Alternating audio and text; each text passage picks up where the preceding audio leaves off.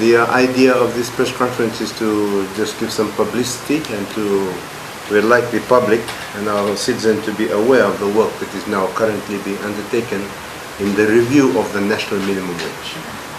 We have now commenced the exercise where the review of the national minimum wage and also the review of our wage regulation orders. We have a national minimum wage in Fiji that sets the minimum by which anybody that's employed can be paid. And then we also have these wage regulation orders in 10 different sectors. So while we have a national minimum wage, we also have wage regulations orders in different sectors. The government has now commenced this exercise, and this afternoon I'm also pleased to present Professor of Economics at the University of the South Pacific, Dr. Pata Ngango-Padey, who is leading government's review of the national minimum wage. Ministry is very pleased that we have somebody of his caliber. He is currently on secondment from the Western Sydney University as the Chair Professor of Economics, and is also the inaugural Director of the Center for Economic Policy and Modeling at the University of the South Pacific. He brings more than 20 years of experience in research, in teaching, and in consulting and other areas. He's had extensive experience and an impressive slate of relevant publications, and I think it's very important for us as we're looking at developing a national minimum wage that we have somebody of his caliber leading the exercise. The exercise has already commenced, and this national minimum wage that we are looking at developing now will be the third national minimum wage that we have. The first national minimum wage was set at $2 an hour. That was back in, I cannot remember the year, but then it was revised in 2015 to $2.32. And now we're looking at revising that national minimum wage. It's very important that the national minimum wage looks at two things. One, that we try to have social justice for our people.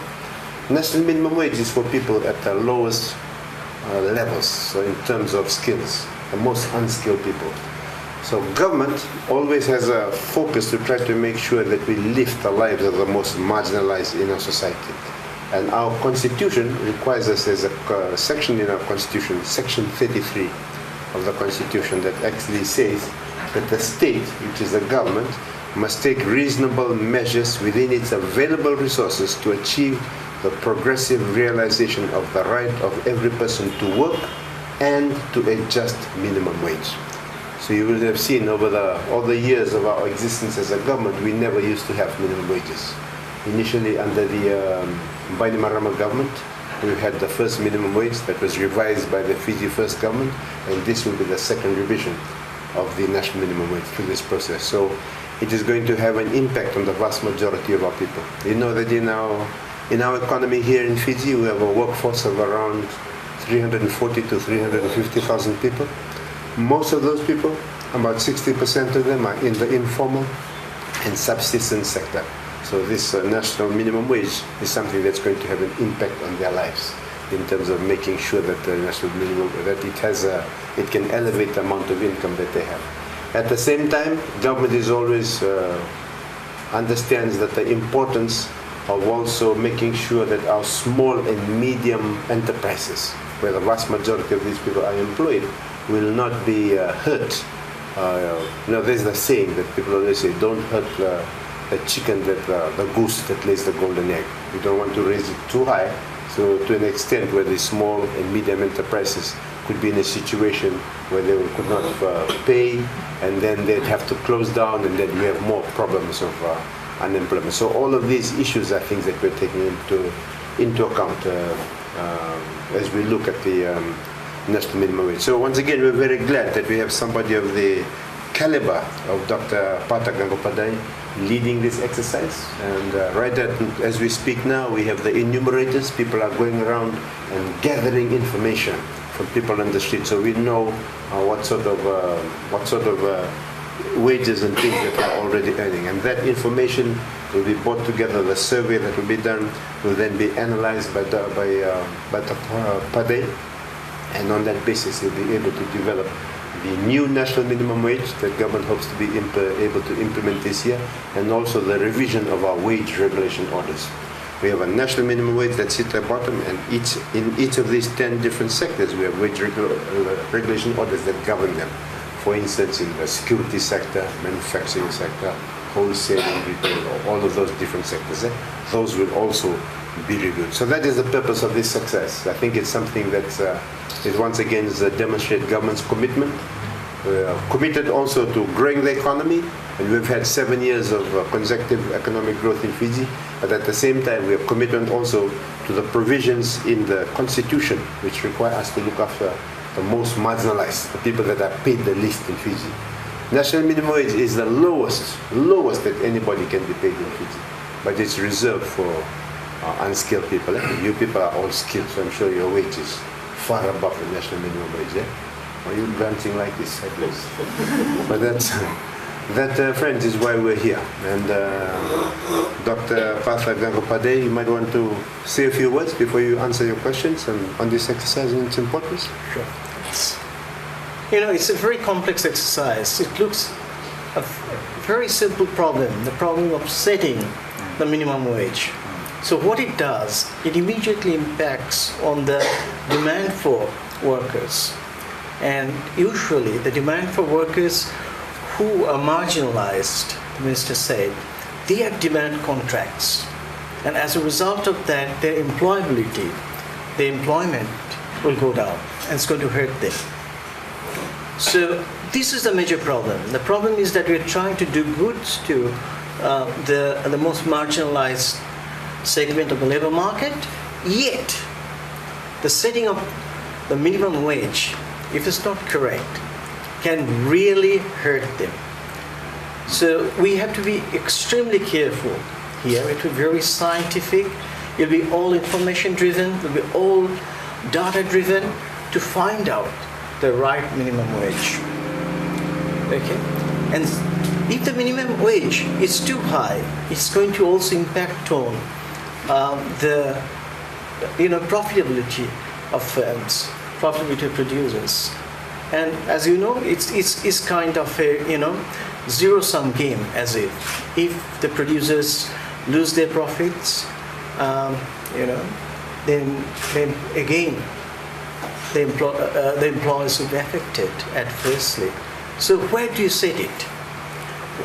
The critical question here for us is that why do we need the government to intervene and determine a minimum wage? Why don't you allow the parties? So if you look at the real problem here the government is the facilitator.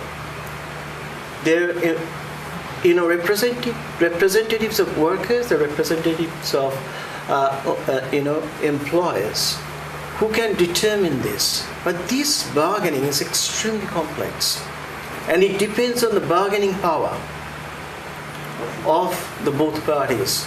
And the bargaining power of the most marginalized is again very low. So we can't allow them to go and bargain without the strong presence of government. Because the entire idea here is of inclusive development, inclusive growth. Yes, we want growth. We want more than 3%.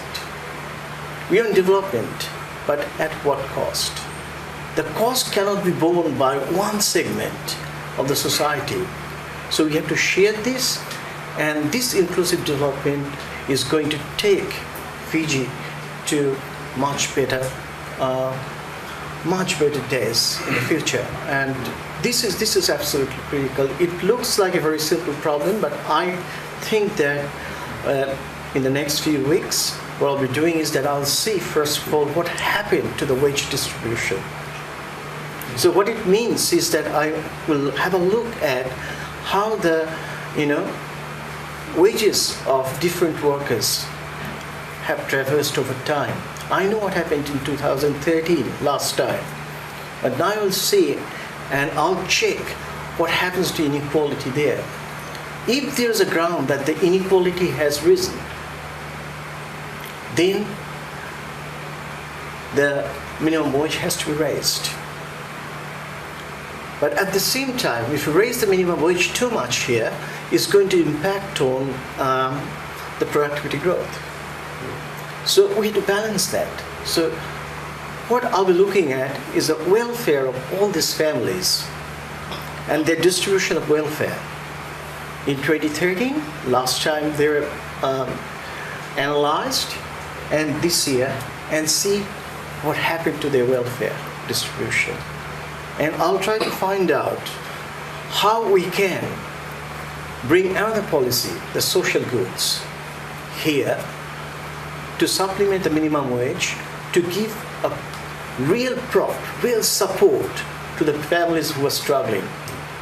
So if we can't do that, on the one hand the minimum wage, on the other hand the social goods, and these two must be determined simultaneously.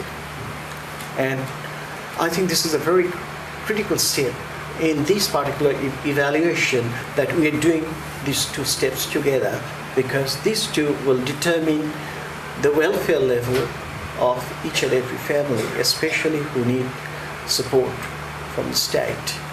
And next question would be then how we raise the productivity and how we basically create the level playing ground, because inequality is a problem, as the Minister said. And for that, we will have to also look at the education and some educational reforms, but there must be concerns of other departments, but we'll recommend that as well, that what kind of educational reforms we need so that we can create the level playing field, we can raise the productivity, we can raise the wage rates.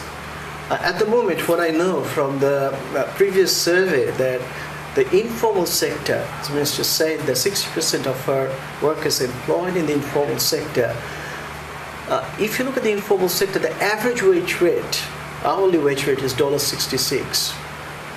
It's absolutely shocking, I think. That was before the... Before. Yes, absolutely. So now the minimum wage rate is $2.32. Some people demanding that it should be at least $3. We don't know yet. It should be totally inflation driven. It should be totally based on research. Yes, so the circumstances will determine that. So I think it's a long way. If you can look at this $1.66 in the agriculture sector, in the informal sector, it was $1.55 in 2013, not very long time ago. And from there, because of the minimum wage, this has risen to close to $2.50, if I say, and a mark of $3 around that. We don't know what it will be, because we have to have a look and see what is the most balanced policy here. So this is my general take of the situation. Rest of it is hard work and possibly smart work. Smart work. Okay. Thank you very much, Professor.